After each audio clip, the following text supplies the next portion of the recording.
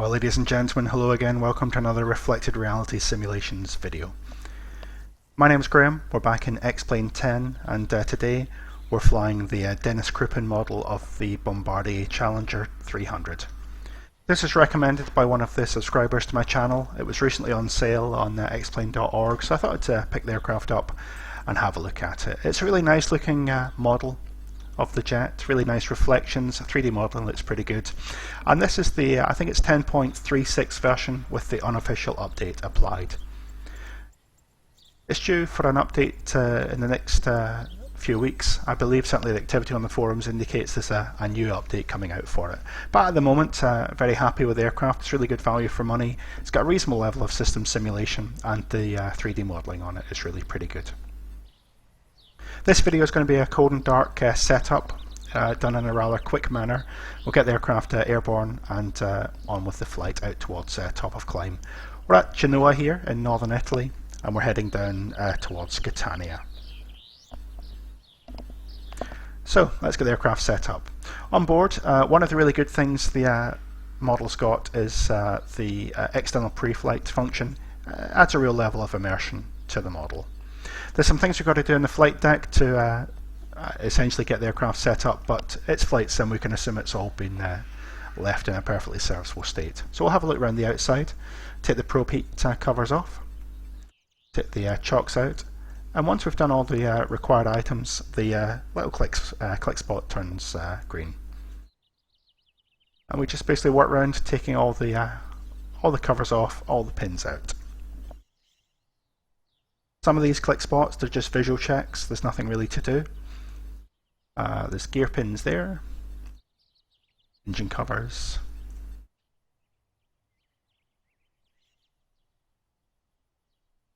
pins. It's really quite a fun feature.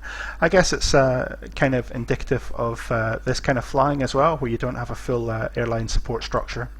To obviously get the aircraft set up and ready to go. You're basically doing it all by yourself. We can assume that our VIP is loaded. You can see on the inside we've got things like movable blinds that are reflected on the outside model, and we can close the door now as well. On the flight deck, I've decided not to use the external power. We'll just start the aircraft off the batteries. So first things first, we'll put the batteries on, left battery and the right battery. We can see up here that one of the nice features this aircraft's got is a built-in checklist as well. We can help out with that by bringing up the checklist and the MFD control here and working through it in quite a straightforward manner. However, I'm not going to do that. We'll just get the aircraft up and running in a reasonably quick setup, if that makes any sense. I'll put the summary up on the right hand side as well. That's quite useful to have. Don't recommend ever flying an aircraft without doing the proper setup though. Obviously in real life it's a little bit different. So here at Genoa we're going to depart off runway 28 and we're going to fly the Genova 7 kilo departure. That basically involves flying ahead to 1.5 miles before making a left hand turn. Before we start loading anything else up though, I want to get the APU running because I don't want to drain the batteries on this aircraft. So the fuel pumps are set to auto. I want to make sure that we've got at least an appropriate level of lighting. So nav lights, logo lights are on, seatbelts are set, and that should be good for the APU start. The APU is all the way down here. There it goes. RPM comes up. Again, I've never operated an aircraft with such small engines. The CFMs and the IAE engines on things like the Airbus and the 737 take a lot longer to start up, and the APU takes a while to wind up as well. This seems to start really quite quickly. But there we go, we can see the APU gen is running, and we'll put the APU bleed on and open the cross bleed, and we should be good to go. Okay.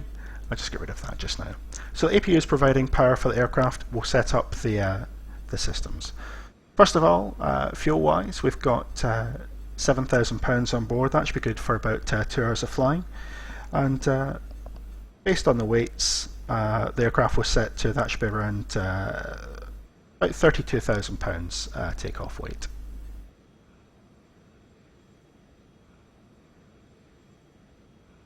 So with that, we'll set the speeds up. Actually, every bit of interaction with the aircraft is done with the upfront control panel here and the PFD down here. So to set the speeds, I'll pick the references button, and my little highlight here says 116. I'll change that to 118. Maybe that one. There we go. 118. No. 121. And 128. I don't know if this has been changed in the new update that's coming out, but this it's kind of fiddly. I think the click spots are really quite small, and I guess in real life it works quite well, but in the sim it's quite difficult to use. That being said, speeds are set. We'll load up the FMS. It's got the basic FMS, the X-plane FMS, which I believe is due to be updated, but we'll do the best we can with it just now. We'll tell it we're at Genova, LIMJ. Next point is one of the departure points. We're looking for Exito, so that would be a fix, IXITO. Next point would be Anaki, another fix. And again onto Genova for DME. Then next point would be a fix. This isn't a full routing, it's just enough to get us out towards top of climb. Corner.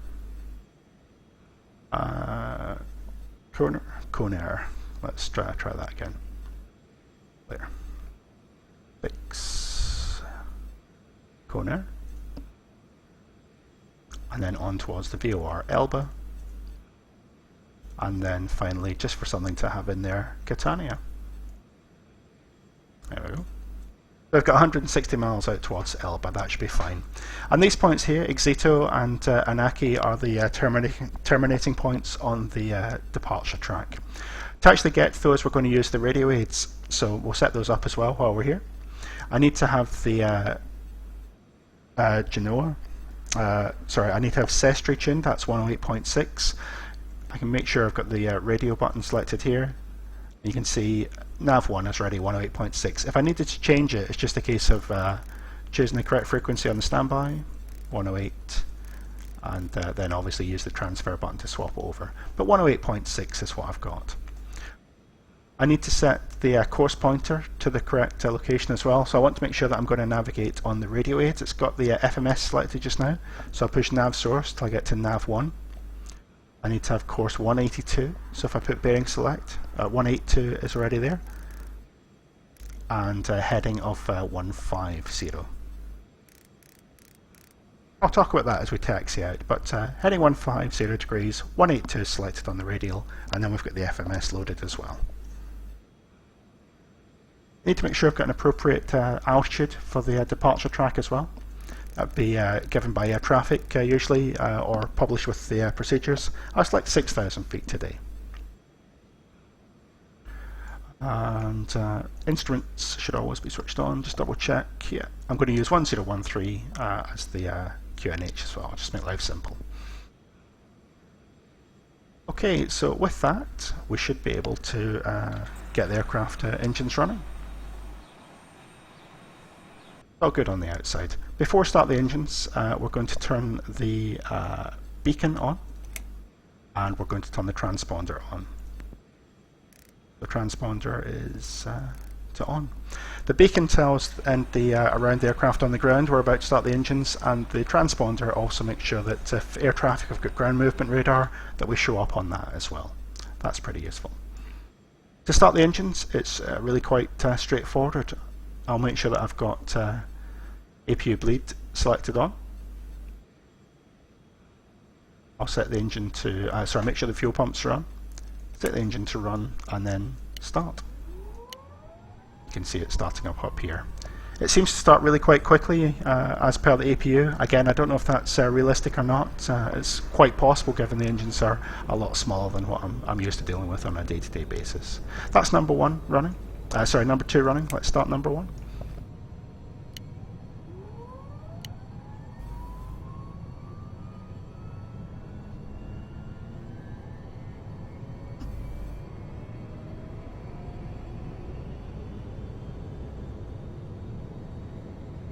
Okay, so the engines are running.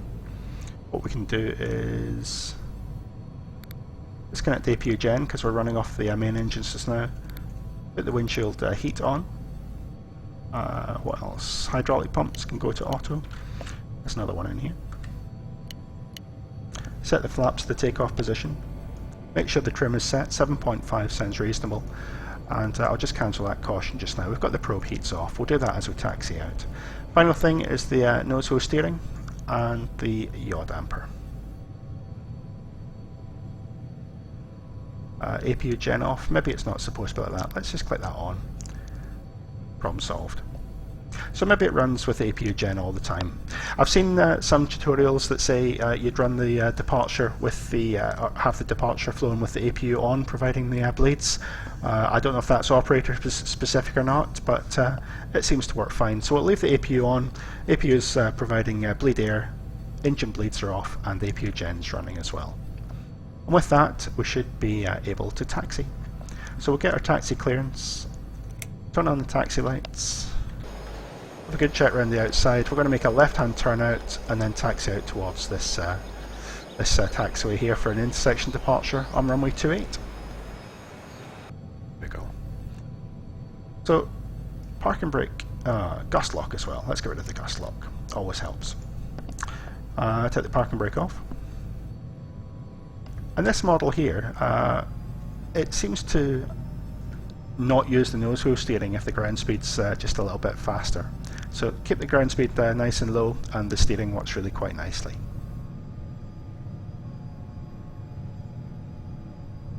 Follow that turn off and then straight towards the taxiway here.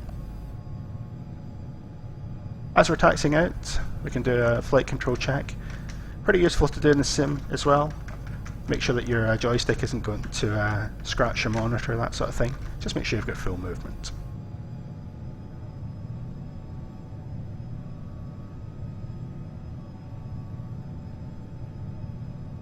So taxiing out to the port, we can put the probe heat on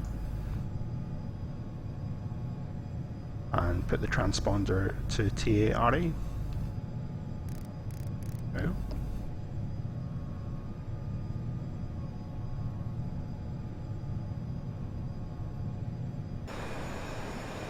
A really nice model. There's some nice paint schemes included with the model as well.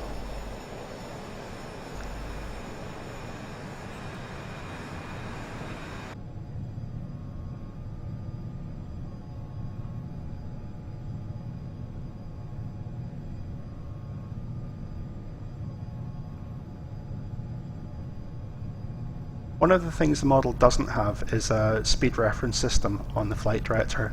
It's quite common on modern aircraft that the flight directors are able to command an appropriate speed on the departure.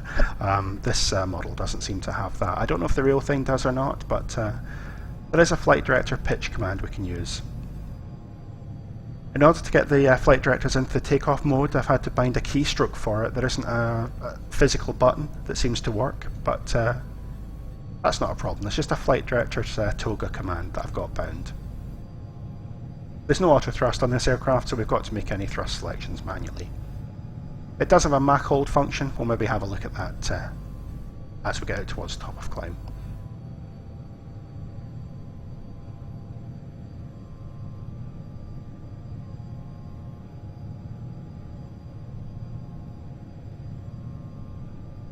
Approaching runway 28 at Golf. We'll get the aircraft ready to go. Imagine we've got takeoff clearance. So I'll put the strobes on, put the takeoff lights on, and I'll also set the flight directors to toga.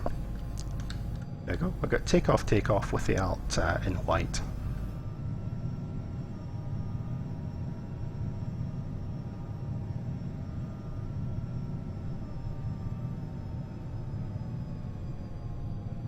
I believe that's targeting about 16 degrees nose up, so that should work fine for the departure. The departure is a little bit different from a bigger jet in that we don't have a separate acceleration and thrust reduction phase. We're going to do it all as we approach the final takeoff speed.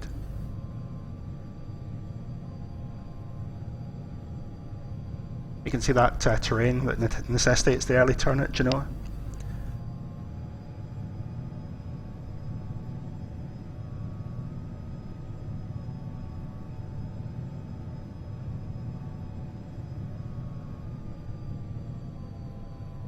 There you go. So lined up on the runway, everything's set. I'll advance the thrust to the takeoff reference. You can see the takeoff reference coming up here. It goes from cruise through to climb and takeoff, and I'll just hold the thrust there.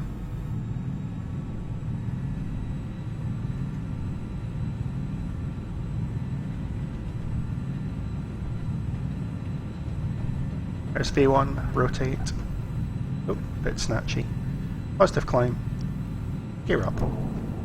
I find it quite difficult to get a smooth rotation in this model. I don't know if it's a flight modelling thing or just something I'm doing wrong. But there we go. There's 15-16 degrees nose up. I'll put the autopilot in. And retract the flaps and bring the thrust back to climb. There's a 185 knot restriction on departure here. So approaching 185, I'll just stick it into flight level change at the correct speed. 180. Now bring the thrust back because I don't want to be climbing excessively. Looking for 1.5 miles coming up. There's heading.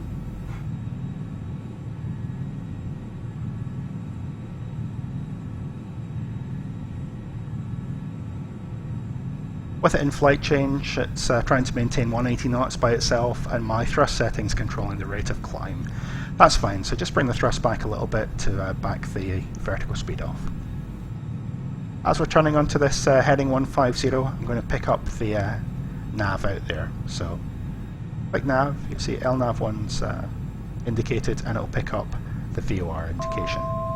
1,000 feet to go. And once we're around the corner at 180 knots, 185 knots, we can start to accelerate up to 250. So it's gone into alt mode, so it's going to reduce the pitch, and the speed's going to come up.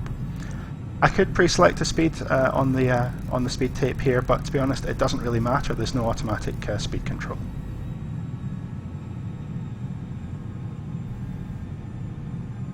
We're approaching. Well, level now, thrust coming back, looking for 250 knots. I can probably turn the APU off now. Go. Go. I should put the bleeds on, that would help.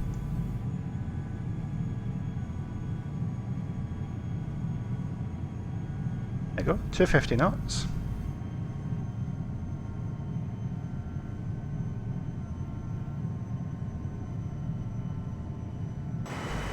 It'd be very common at Genova to get a continuous climb from air traffic, and the full departure routing is quite long. It takes you quite far out over the water before turning back towards the terrain.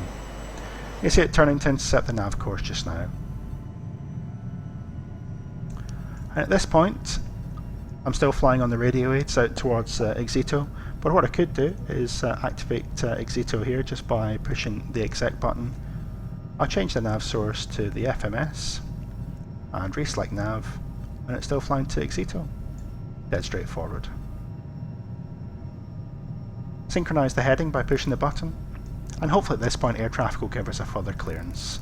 Let's say up to flight level 160. So I'll dial at 160. It takes a while to get there because it's 100 feet steps. I'd expect maybe 1,000. But we'll click flight level change and then bring the thrust up to climb thrust.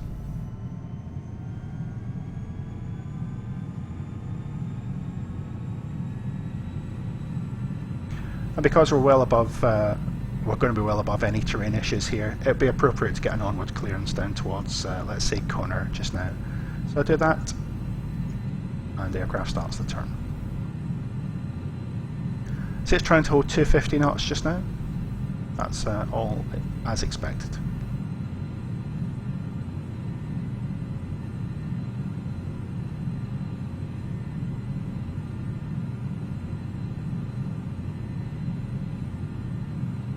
We're approaching flight level 100. I'll turn off the lights. We could consider taking the seatbelt off as well. And normally at this point we'd accelerate, so what I could do is dial the speed target up, and that would force the aircraft to accelerate. However, I found it's a little bit easier if I just go into vertical speed mode, adjust the vertical speed to around about 2000 or so. Keep the thrust where it is.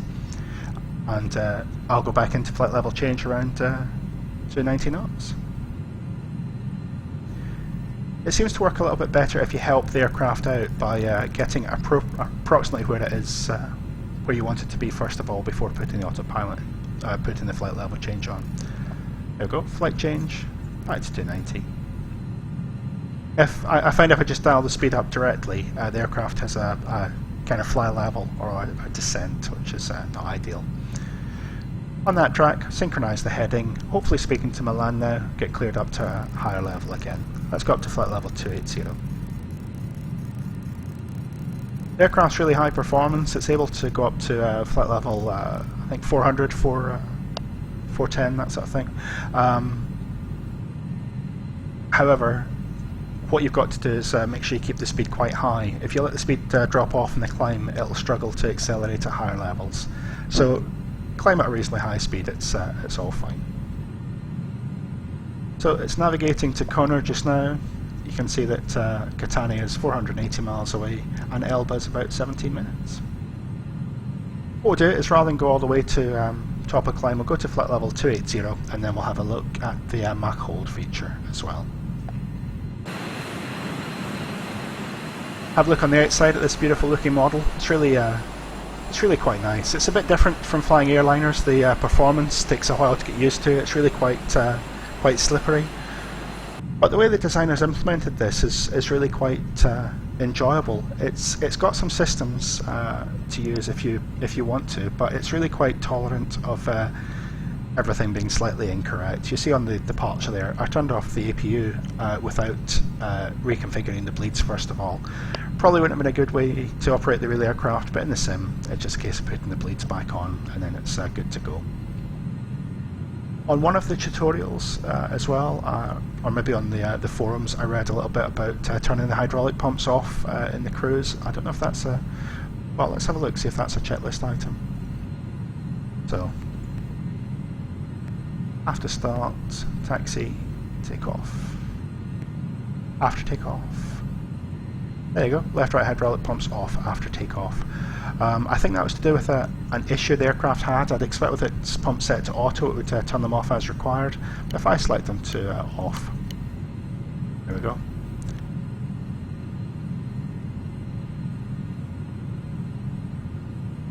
I think we can clear that message down as well. So if I click the CAS, there we go.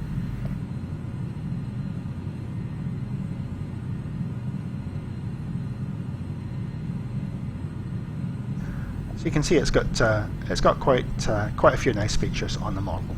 The 3D modelling is really nice. The autopilot, I would prefer to see the flight directives work in a more prototypical manner on the takeoff. But other than that, it seems to behave fine. It's not a difficult aircraft to operate once you get used to the fact that it accelerates really well and climbs really well.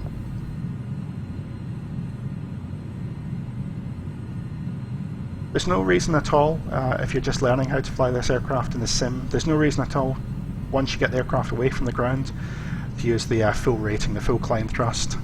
If you back the thrust off, select a vertical speed mode and then set vertical speed around 2,000 feet per minute, set an appropriate speed, 220 knots or 240 knots by adjusting the thrust, then that works fine as well. In real life, these aircraft are operated in busy traffic environments, so using a high rate of climb at low levels, not always appropriate. Where that high rate and that performance really comes into its own is in single engine performance. It's got a lot of excess thrust, so single engine it will still go really quite well. But also, when everything's going according to plan, what these business jets want to do is get above the airline traffic. Going up to flight level 410 means there's a lot less airliners around, they can go on a more direct routing. And having that performance in hand to allow a high rate of climb means that air traffic can get the aircraft up above any of the commercial traffic quicker than they would normally be able to. So it's just levelling in alt mode. I'll bring the thrust back, look for about, let's try 75% N1 just now, see how that works.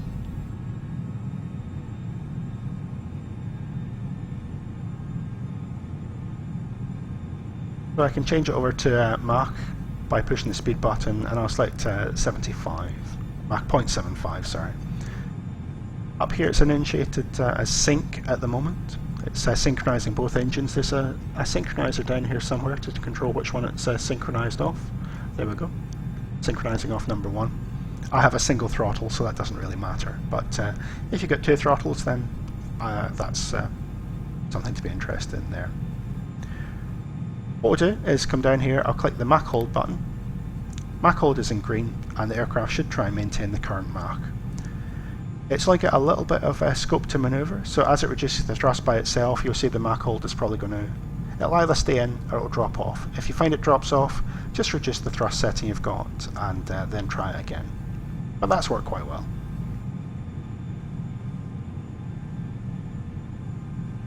I don't know if it's, when you click Mach hold, if it tries to follow the command speed here, or whether it's just the speed you engage at.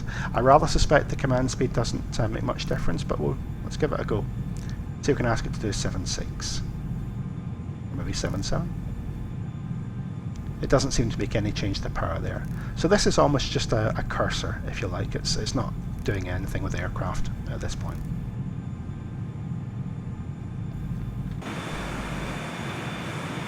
That being said, it's a lovely looking model.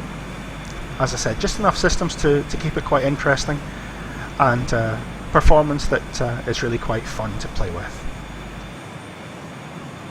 We'll let the aircraft fly itself down towards Catania, and in another video we'll maybe look at the arrival on the ILS. That being said, less than 10 minutes to 28,000 feet with more climb potential. It can go up to 41, no problem at all. It's a fun little aircraft to operate. I hope you found the video enjoyable to watch. It's a little bit different from my normal videos because it's not an aircraft type I've got any direct experience of. But based on some of the tutorials I've seen online, the documentation that's provided with the aircraft, you can do a reasonably good job with it. It's quite enjoyable to operate.